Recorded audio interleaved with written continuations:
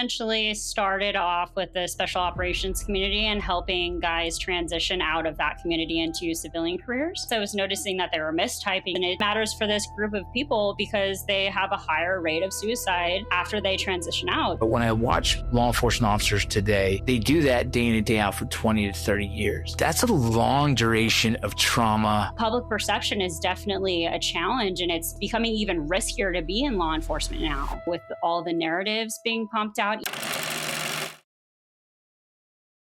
Welcome to Time to Head North podcast, brought to you by T&G, the North Group, security refined by intelligence. You guys have any security needs, please go ahead and contact them, let them know. And my next guest is Shelly Bernard, who is a cognitive analyst, correct? Yeah, I mean, I have a lot of different titles, but we can just say that for this podcast. Yeah, I in a little bit that we've been able to talk a lot about, I've been very interested in kind of like how you got into your world, but as well as maybe, I don't know if the rest of the audience would understand it either. And so if you don't mind, you can give kind of a quick bio of yourself and then kind of how you got into that. And then I'll just keep shooting questions your way. I think it's fascinating. I think it's something that, the security industry should probably be aware of or understand. And I don't know, I thought it was great for this podcast. Yeah, for sure. So I essentially started off with the special operations community and helping guys transition out of that community into civilian careers. So long story short, I started detecting, and I have a bachelor's and master's in psychology. So I've had a lot of analysis on psychological research.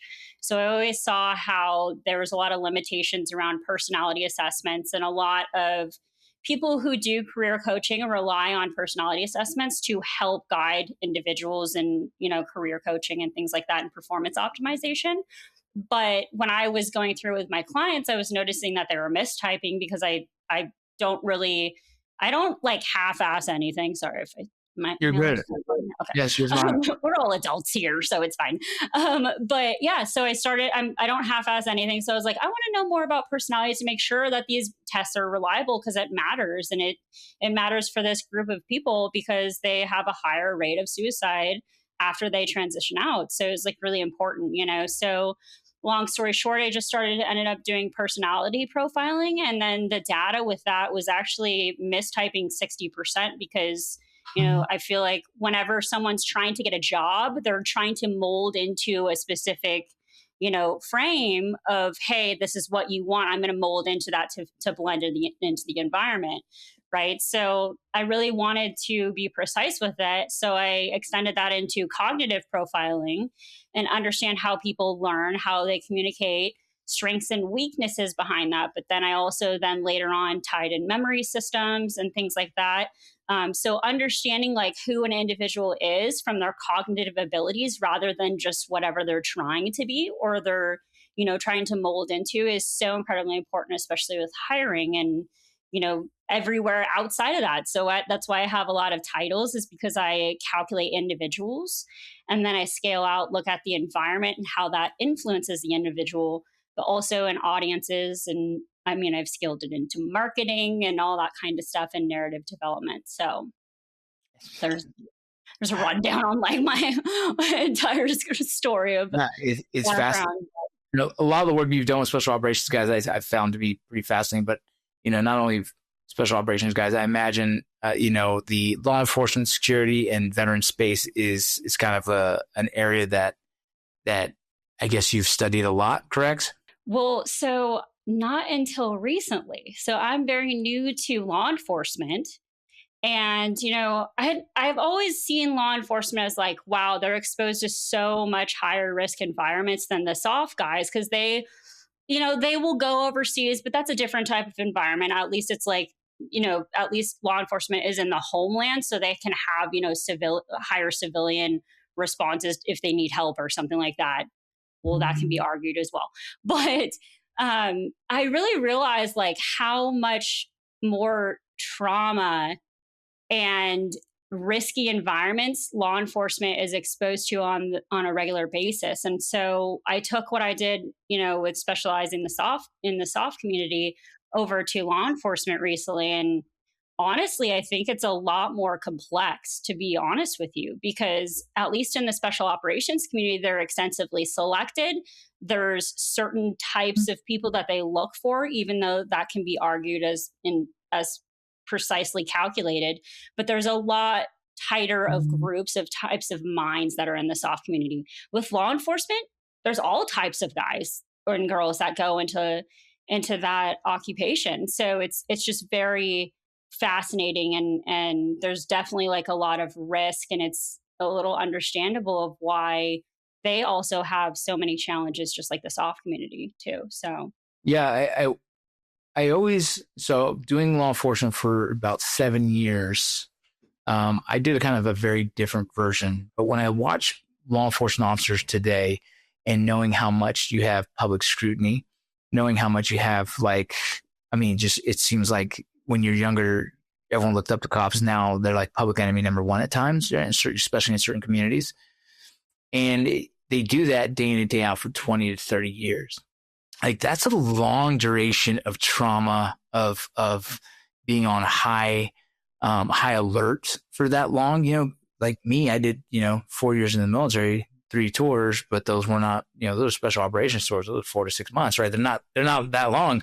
These guys are doing it for 25 years. And I guess the scale of the things that they see from one end to the other are significantly different than anything we see in combat, in a sense where like, there might be deaths at one point, but there's also rape, murders, you know what I mean? I mean, the list goes on. And so it's a very different foundation, right? And so I imagine for you, someone who's focused on special operations guys now going to law enforcement, that's a huge, I guess that's a bigger lift to carry, right? Because there's so many other, I guess, factors when it comes to like the cognitive side of their world. yeah. And also, I mean, to kind of take my statement back, I said, 30 seconds ago or whatever, you know, in terms of like people stepping in the homeland to help, that's actually reducing because of, the public trust thing that you mentioned, and all of the, narratives being deployed into the space, but also all of, technology advancing and us having exposure to seeing what law enforcement does bad, right? Right. And so, but even though those are such isolated cases, there's not that many, but those are highlighted like they are. And so public perception is definitely a challenge, and it's becoming even riskier to be in law enforcement now. And even private security and stuff like that too, with all the narratives being pumped out, even if it's foreign involvement as well overseas. Yeah. So it's really interesting how security is really evolving and shaping, but we're also having more sophisticated threat actors as well, whether that's cybersecurity efforts and stuff like that, and scamming, all that kind of stuff, to kind of branch off law enforcement for a second. But I mean, it does impact. I was actually at the governor's security conference in DC here on Tuesday, and they were talking about how law enforcement is actually targeted for cybersecurity type targeted attacks, because then they look at their it's not about the governor being at risk, it's also their security detail Being because doxxed. they can doxed and sabotaging and threatening their families and stuff like that if you don't do this or that. Like they're as much of a target as the high profile target from Yeah. their eyes. So it's very That's an interesting one, as in like, these security officers, these law enforcement officers, they're trying to uphold the law. And then you have a lot of this civil unrest that's happening currently in America, right? And these political protesters or these agitators, whatever you want to title them, whatever they are, right? They're starting to cause a lot of issues in like what they can't hurt you physically because they know they'll be arrested. They can hurt you by way of exposing who you are, your address, your family. And that opens up and that poses a lot of threats. And that's, I would say about, maybe a year and a half ago, if not maybe 2 years, there was a Border Patrol agent who was working in LA during some of the ICE stuff that was happening. And he got exposed. They said his address. They said everything. They thought he was an ICE agent. People didn't understand the dynamic of ICE and Border Patrol assisting in that. And so they exposed everything about him, and he ended up taking his own life. And that is extremely hard to understand, as in, like, people who dedicate their life to a mission that they believe in. And then on the other side of it, there's people that absolutely don't agree with it. So then the only tools they have is to, like, dox them. And social media space is crazy because you have so many people who believe that is a fair treatment of law enforcement or whatnot. And it's a crazy time. Yeah. I mean, from a cognitive perspective, we all have different decision-making processes, whether we collect information first, then make a decision, or if we're making human-focused decisions rather than factual decisions, like decisions based off facts and logic, right?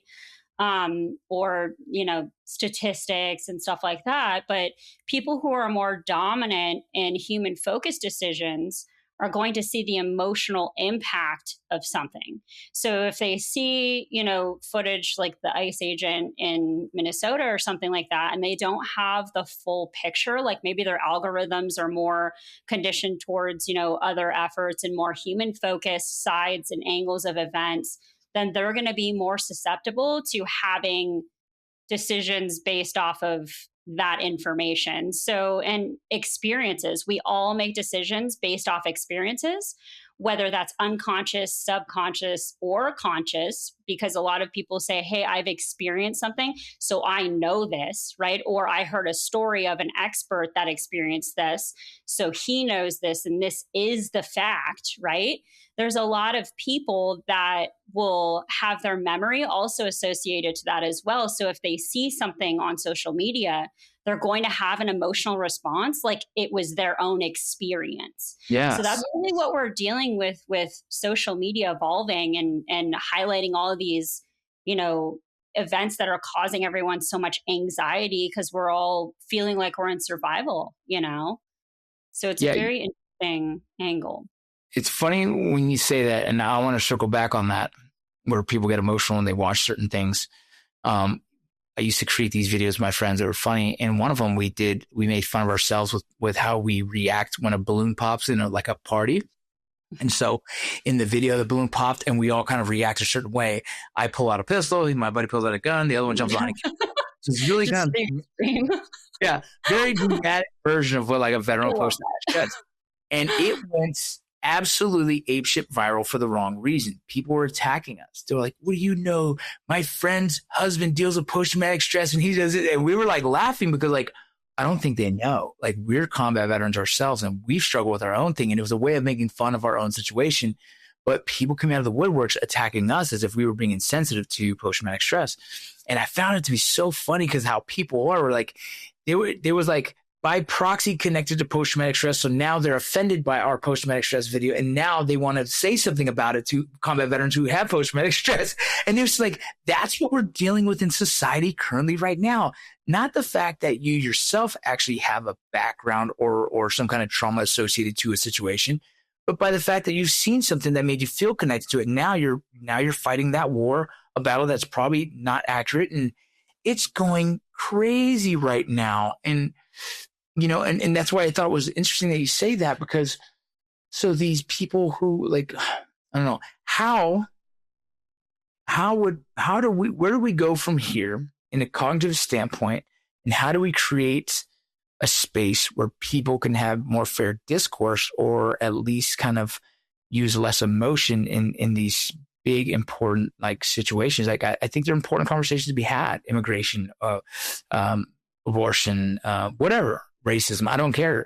But how do we get to a place as a country that we can hopefully, I guess it all lands softer? Is that something that you might have any response in? Yeah, well, it's just so complicated because there's so much misinformation and disinformation pushing out there, and it's hard to measure. I've actually heard about like the reason why we can't really control it, or why people are not trying to control it or master it or use it in warfare applications and stuff like that for security purposes, is because we can't quantify it, right? So it's like really hard to prove when someone's maliciously pushing information out there to skew the narrative, because they could just claim, well, this is what I believe, this is what I thought, and that's like freedom of speech. So there's a lot of like interesting policies and stuff like that, and how our American society was originally created, that's not really evolving alongside technology very well in these situations. So to kind of answer your question, I mean, just trying to understand things from multiple perspectives. But some people, like, they don't naturally think that way. They think from their own perspective. Again, like if their cognitive profile and how they make decisions from like a biological standpoint and based off activity in their brain, there's all everyone has reasons for why they make the decisions that they do.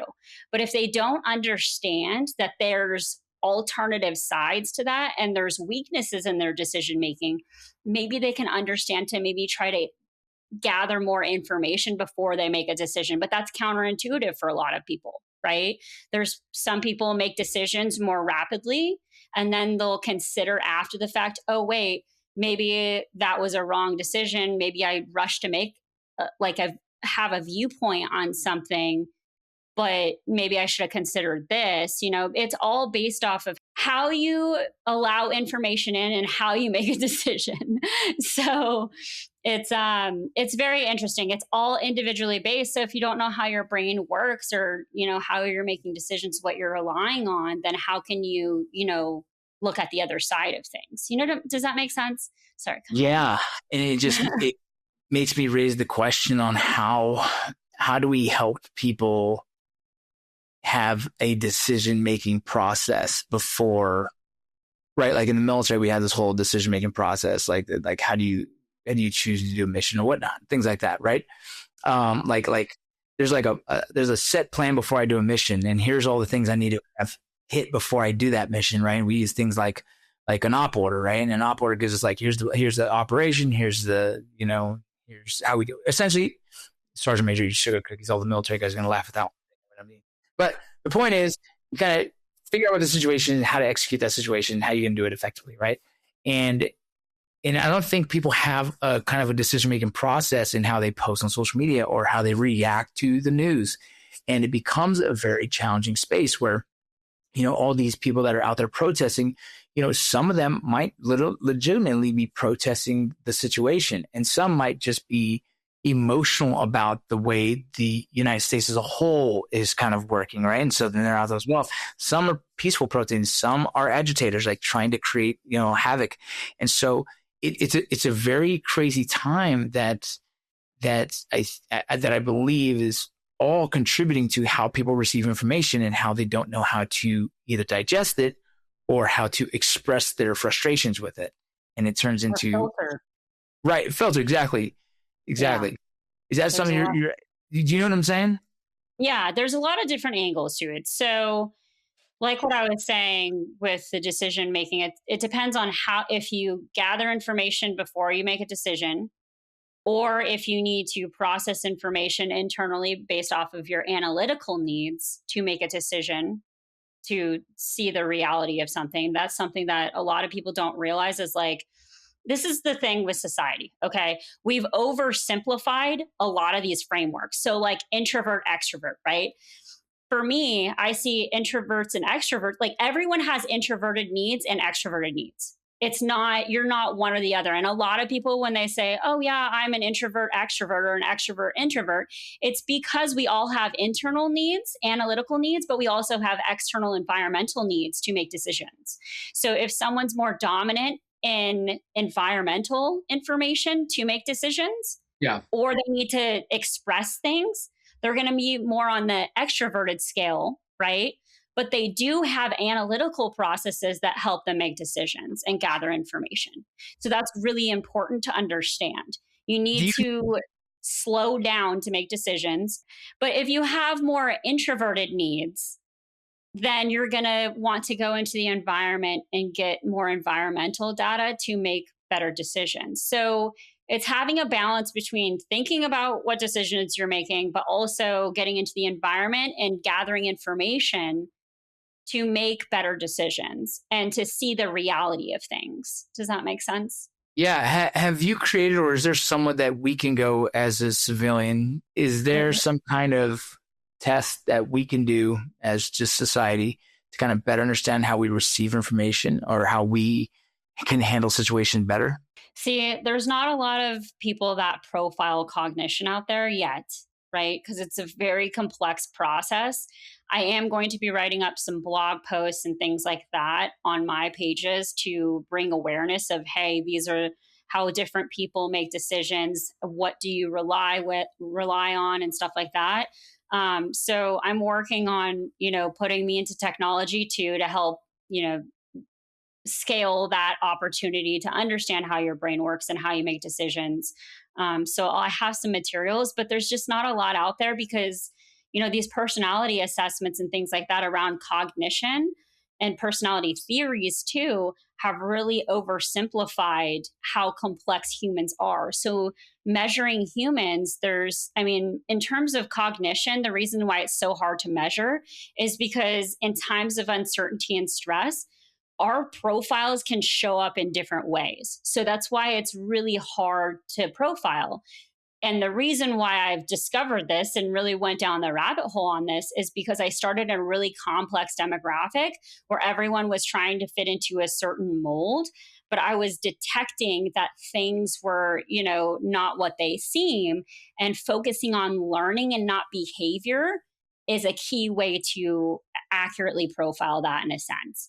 Sorry if that was really hard to explain or Well, it's good. understand. It's really hard for me to explain. So yeah. No, it's good. I'm curious. There's so much out there.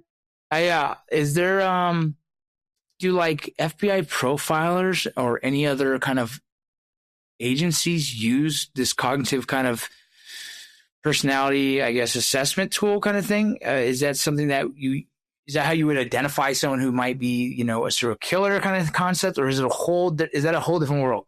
Honestly, I don't know because I'm not in the FBI or the CIA, so I wouldn't know. So, and even if I did, I probably couldn't tell you, right? So I think I would assume that they're catching on to this because again, I'm a very unique person. I studied this in a very, niche environment amongst other people and really studied how suppression, trauma, trying to fit into the mold and really getting into habitual suppression can alter people measuring behavior, but also behavior is a superficial measurement because everyone knows how to alter behavior to throw people off, right?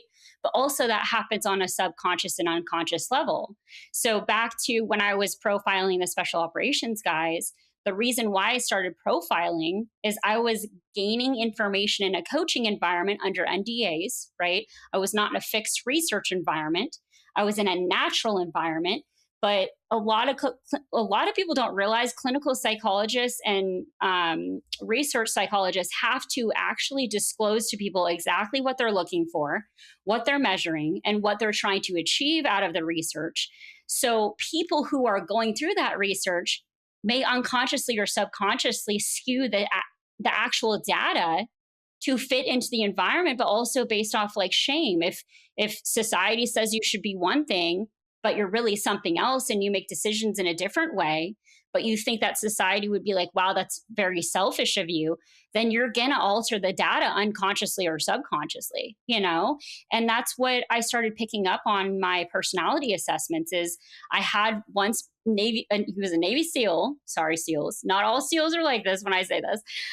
But one guy, he started answering the questions very honestly, right? But I saw where he flipped on the personality results on the assessment when I was looking at it, because then it was starting to contradict itself. But I'm like, because I have a high ability to have perception and emotional empathy. So I saw how society may tell him, hey, you're really selfish, or women have told him he's really selfish for the questions he was answering yes on. So then when those questions kind of indirectly in a different way repeated themselves, it was a different answer. So that's the kind of stuff that it's like we rely so heavily on research findings, but it's like these research environments provide such little room to get accurate data. And I think that that's a huge gap in understanding how cognition shows up, but how personality shows up as well. So it's very interesting. It is crazy. And no, I think it's very Yeah, So I'd love there's to. not a lot of things out there right now to be able to be like, hey, general public, go take this assessment, because anything that's self-reported has the opportunity to not be right. And I'm sure people have taken personality assessments and they're like, this doesn't sound like me at all. It's Yeah, for a reason, you know? I took one for a corporate office I was working, and I'm like, I better answer these appropriately so that I don't get fired. You know what I mean? Exactly. So like again, hiring, like with recruiters and stuff like that, they're always asking direct questions to people. And people are gonna be like, oh yeah, I'm gonna tell you because I read through this and this is what you expect from me. But that's not the reality. And then you hire this person that's totally not right for the job, right? Even though they have a background or educational background. It's like, you have to kind of ask questions and get people to start talking to see the reality behind, what's really going on. And that's what I was doing in my assessments is like, and I talked to a neuroscientist from, I think it was Walter Reed a while back. And he was like, we're trying to uncover ways of how to get authentic results in more of like a natural environment. But we also have regulations and ethical guidelines that we need to follow.